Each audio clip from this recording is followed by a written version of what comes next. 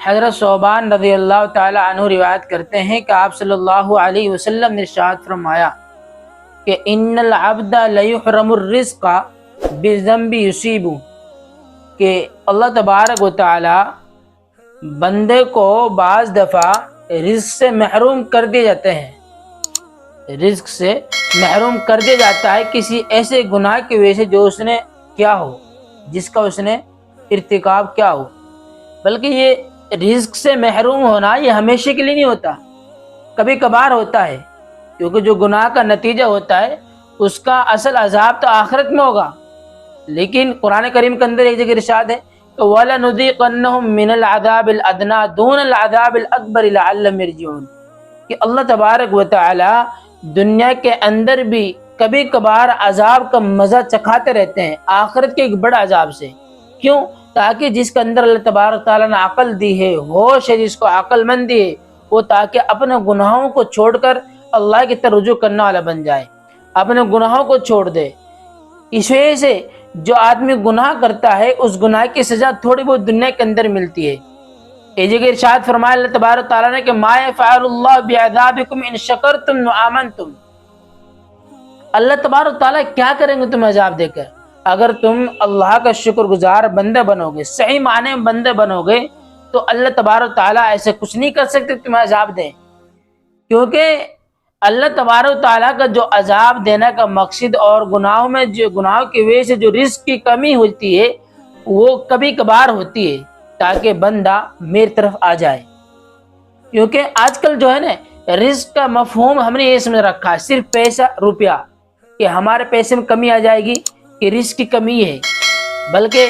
عربی کے اندر رزق کا مطلب اس کو کہا جاتا ہے کہ اگر کوئی آدمی کسی شخص کو کوئی چیز دے تو اس کو عطا کہا جاتا ہے،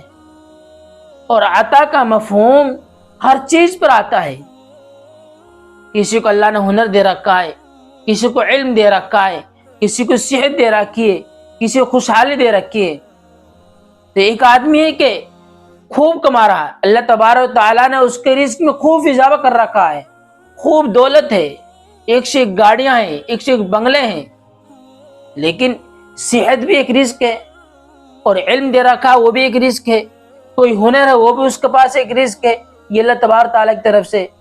اب اللہ تبارک و تعالی بجائے رزق کی کمی کی وجہ سے اس سے کوئی ہنر چھین لیا، یہ سب کچھ اس کے پاس موجود ہے، اس کی صحت چھین لی، تو اگر صحت اس کے اندر بدن کے اندر ہے نہیں ہے، طاقت نہیں ہے، تو روپیہ پیسے یہ کوئی معنی نہیں رکھتی، کوئی معنی نہیں رکھتی۔ تو جو رزق ہے یہ صرف پیسہ روپے رزق نہیں ہے، صحت بھی رزق ہے،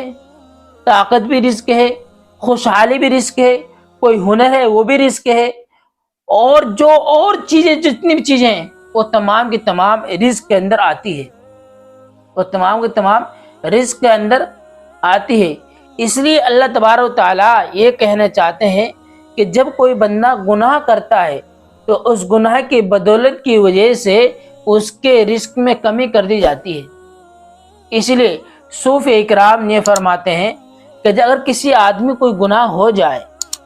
گناہوں میں پڑ جاوے، اور اس گناہ کی نحوست سے وہ آدمی بہت غلط راستے پر پڑ جاتا ہے، اس لیے اس آدمی کو فوراً استغفر اللہ پڑھنی چاہیے، فوراً استغفر اللہ پڑھنی چاہیے، کیونکہ استغفر اللہ سے آدمی کے گناہ معاف ہوتے ہیں۔ جب آدمی استغفر اللہ پڑھے گا تو اس کے گناہ دھل جائیں گے، تو پھر وہ آدمی نحوست اس کے اندر سے ختم ہو جائے گی۔